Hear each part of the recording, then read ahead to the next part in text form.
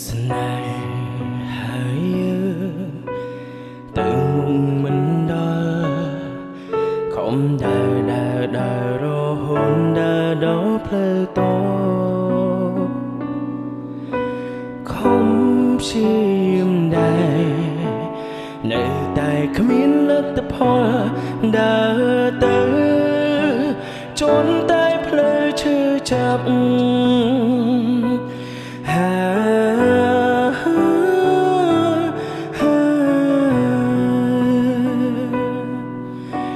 សំនួនតែងសួរបងនៅស្រឡាញ់អូនទេ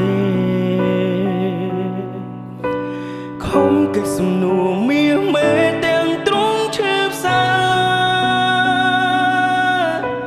ចិត្តនៅតែស្រឡាញ់តែផ្លូវពោពេញទៅដោយបញ្ហាធ្វើយ៉ាងណាក៏ពងយើងទៅមិន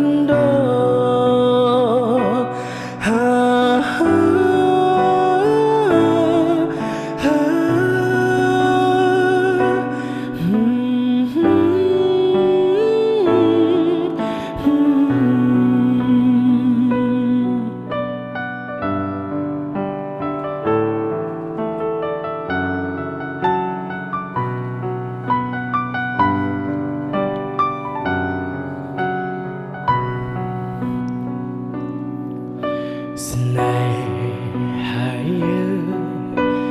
ទៅមុខមិនដល់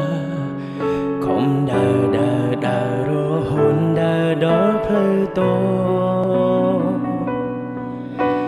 ខំព្យាយាមដែរនៅតែគ្មានលទ្ធផលដើរទៅចនតែផ្លូវឈឺចាប់